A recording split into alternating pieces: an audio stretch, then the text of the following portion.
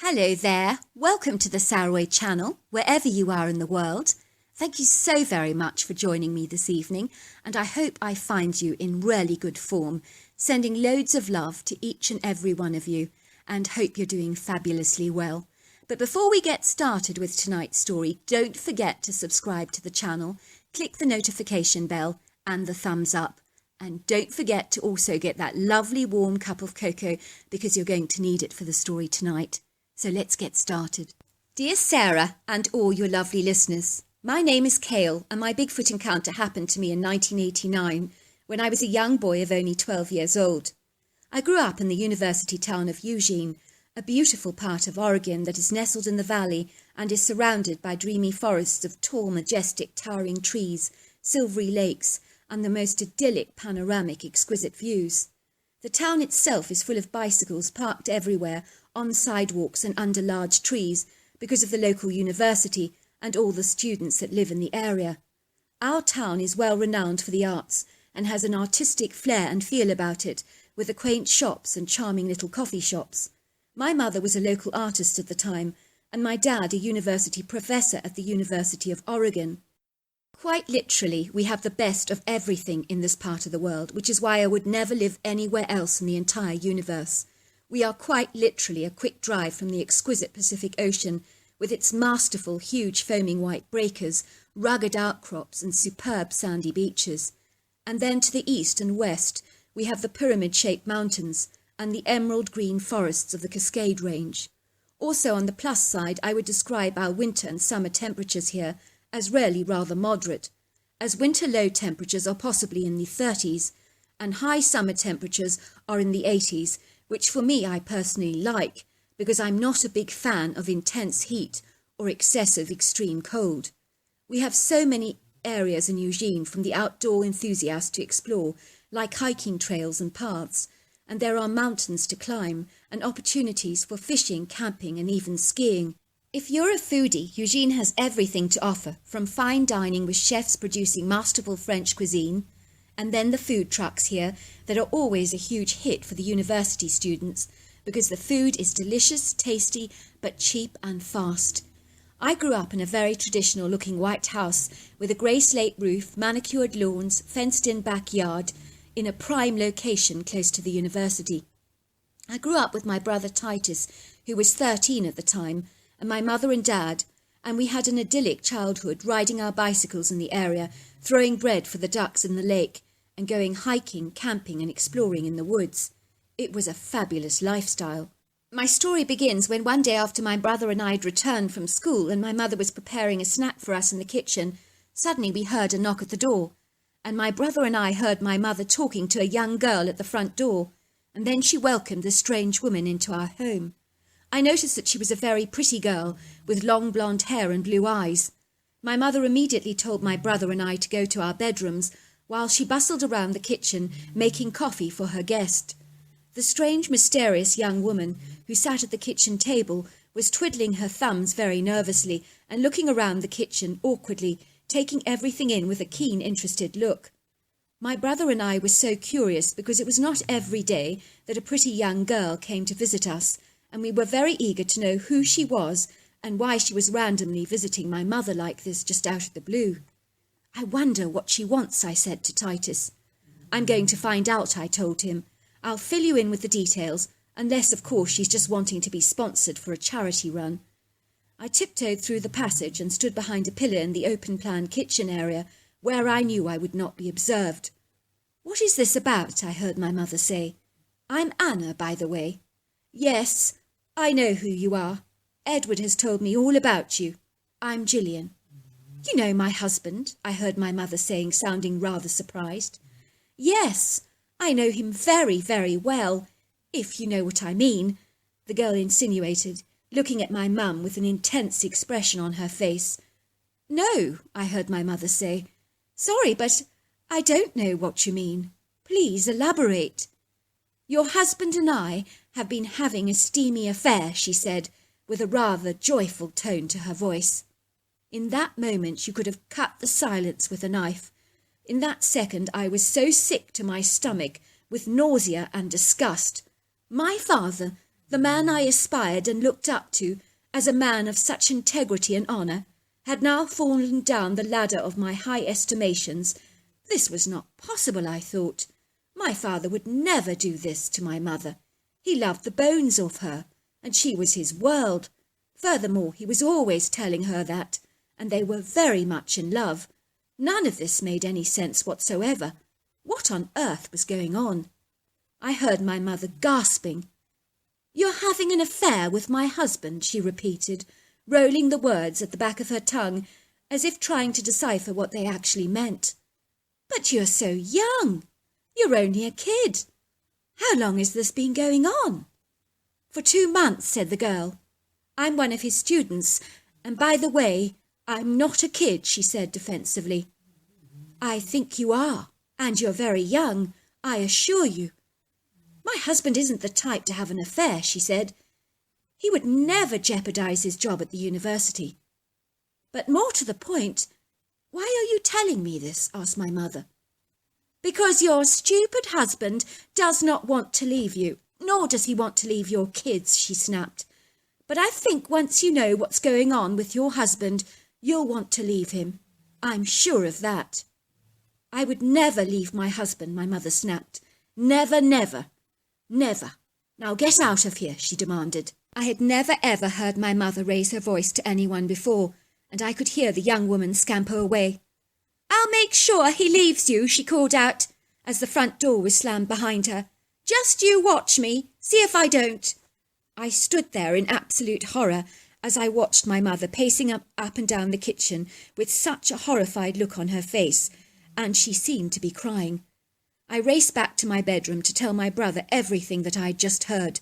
We were absolutely gutted that my father could have done this to my mother. "No, it can't be true," insisted Titus. "The girl is young enough to be Dad's daughter, and it's a sick joke, surely. Dad would never do this to Mum." "She sounded pretty certain that she'd been cheating with Dad," I told him. "That's disgusting," said Titus. "I'm going to kill Dad for this." "Do you suppose the girl could be making up tall stories?" I suggested. "For what?" I said, Titus. "Why would she benefit from doing that? What purpose would she gain?" "Because she's sick in her head and has a crush on Dad, and maybe he didn't respond to her advances, and so she's seeking revenge," I suggested. First of all, I want to explain that my mother and Dad have always had a loving relationship, and they have never raised their voices to each other before.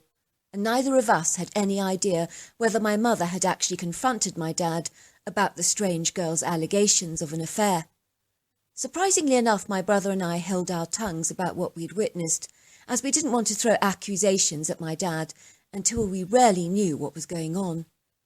One thing was very certain, and that was things became very difficult in our formerly loving household that was normally filled with joyful laughter and exciting banter.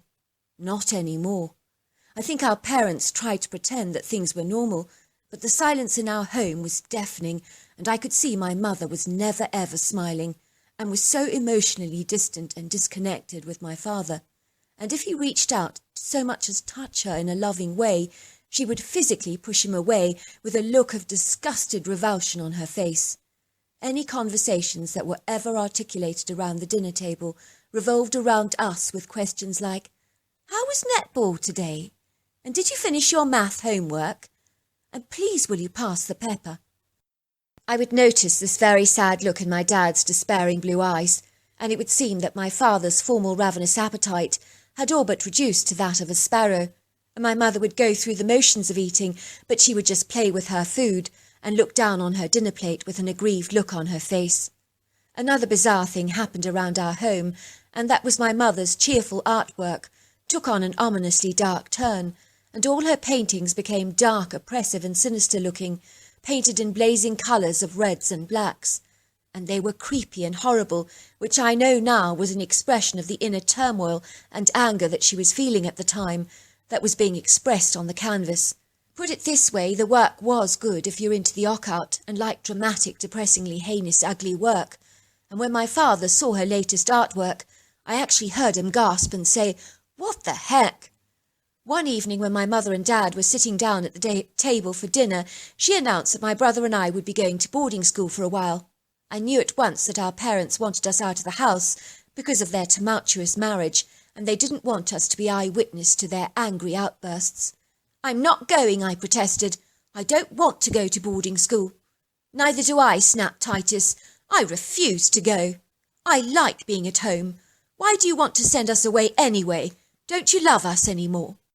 "Oh, darling," said my mother, putting a gentle hand on Titus's shoulder, which he shook off with anger. "Don't touch me, Mum," he said, storming out of the dining room and kicking the chair violently. "Do not think I don't know what's going on here. We are not as ignorant or as stupid as you both think we are. This is all about you, not about us. You're grown-ups. Fix your problems." That night, Titus and I discussed long and hard about what we should do about our current precarious situation. Neither of us wanted to go to boarding school. Our cousin was a boarder, and he had told us terrible tales about the master there beating their backsides so hard that he claimed he couldn't walk for an entire week afterwards, and sometimes in his spaghetti he had found roaches. Worse still, it would seem that after dinner they would spend a couple of hours doing homework before going to bed. It couldn't get worse than that, could it? "We're not going, as simple as that," said Titus. "We've got no choice in the matter," I said. "We have to do what Mum and Dad want us to do." "Not necessarily," said Titus. "I have other plans in mind." "Such as what?" I asked. "We're going to run away and camp out in the woods to register our protest." "Mum and Dad will send out a search party to look for us," I protested. "Don't be so naive, little brother," teased Titus. "They won't want anyone to know about us running away. They'll look for us themselves, because if anything were to come out about Dad's alleged affair with a student, bang goes his job with the university. So they'll keep everything very hush-hush. Besides, they don't want their dirty linen aired and exposed for all to see." "Good point," I said. "But if they do find us, what is the point of running away in the first place?" I asked, looking confused. "Because, brother," said Titus, grinning, "we all threaten to run away again and again, until they agree not to send us to boarding school." I looked at my brother in awe. No wonder he got straight A's in everything at school. He rarely knew how to think outside the box, and this was a cunning, clever, thought-out plan. Fast forward to our first night spent camping. We found an idyllic place to hitch our tent in an open wooded clearing close to a meandering pebbly stream that trickled through the valley. For some strange reason I was really feeling extremely excited. My parents were both tucked in bed, oblivious to the fact that we were no longer in the house with them, and it felt brilliant to be out on our own like this. It was such an exquisitely beautiful night, and the light of the pearly luminescent full moon and the silver jewel-like stars illuminated the clearing with such a soft, gentle light, and we could hear the strong, pulsating current of flowing water crashing over the large moss-covered boulders. It was so enchanting out here like this, and we happily prepared our fire pit, where we boiled a pot of steaming hot water and made ourselves delicious cups of piping hot chocolate, and we roasted marshmallows over the golden flames of the crackling fire. It didn't get better than this. "We don't camp enough," I said happily to my brother. "This is so cool being out here like this, listening to the water and studying the stars in the firmament." We observed a phenomenal-looking owl gliding towards the ground and grabbing a mouse in his sharp talons. We watched him in awe, returning to a branch and tearing the flesh in his claws, which he ate in his beak. Even if we knew we were watching him, he didn't seem bothered or remotely fazed at all. We also saw a couple of raccoons scampering away from us. I threw a couple of marshmallows in their direction, which they grabbed quickly and scurried away to eat from a very far distance. That night we retired to our sleeping bags in our cosy tent. I found it incredibly difficult to get to sleep for a long while, as I kept tossing and turning in my sleeping bag, feeling incredibly worried about how my mother would react when she found our beds empty in the morning. I knew she would be utterly devastated, and I began to feel incredibly guilty about what my brother and I had actually done. For a while I fell asleep, but I had an ongoing nightmare of my mother screaming when she discovered our tent in the woods, which appeared empty in my dream. She was howling in despair, and so the guilt about what my brother and I had done hounded me incessantly, like a frustrating buzzing fly that just wouldn't leave me alone. I wanted to wake up Titus to express my misgivings about what we'd done, running off like this, but I knew he'd start accusing me of being a huge big baby, and so I said nothing and held my tongue. I decided to take a brisk walk around the clearing, just so I could get my head straight and stop worrying about my mother. I needed to talk myself round from being too sensitive about these matters, or I'd never get any sleep. I was standing in the clearing, only about 100 yards from the tent where my brother was sleeping, when I noticed a lone coyote who was staring at me. And before I knew it, I was surrounded by these things, and they were ambushing me from every angle and side, and there must have been over a dozen of them. Where had they come from, I wondered in horror, for a long while. It seemed so surreal, as if I was in some kind of strange dream, from which I hope I would awaken. I rubbed my eyes, only to realise that I was well and truly awake, and was indeed surrounded by these coyotes, but they were regarding me with a ravenous, hungry intent. I knew they were planning to tear me to pieces, limb from limb. I screamed out to my brother for help. "Titus, help! Titus, help! Help, Titus, help! Help!" I screamed over and over again, but he did not come to my rescue. What on earth was wrong with my brother, I wondered furiously. I knew at the very best of times he was a deep sleeper, but surely he would have heard me by now and shoot these coyotes. "Go away," I said to them, "go away!" But the creatures ventured ever closer, and they were getting bolder and bolder as they circled me with a very fixed, focused and determined gaze. It would seem that nothing would deter them from their eager quest to take me down. I was in very serious trouble, and if my brother didn't help me soon, I was a goner. I knew that for sure. Suddenly I heard this thunderous noise that came tearing through the woods like a steam train on full throttle. At this time of the night it sounded eerily supernatural. Then I saw it, emerging from the shadows like a black ghostly spectre, and bolting towards these coyotes was this massive, hairy, humanoid ape-like creature, the likes of such as I've never ever seen before. The creature lunged towards the pack of coyotes, grabbing one, while the others scattered away in terror. I watched in utter horror as the strange critter tossed the coyote in the air as if he was a spinning wheel. The coyote was terrified and made a yelping sound, and then the hairy humanoid creature swung it in the air like a cricket bat and blasted its head so hard against a tree trunk until it lay limp in his hands. I saw two coyotes watching the scene unfold from a distance away, and they scurried away, faster than greased lightning. I wondered if this mysterious creature, whatever in God's name it was, intended to kill me as well. My heart was thumping violently in my chest, and I could feel the vibration. I was so frozen in terror as I observed this colossal-sized being.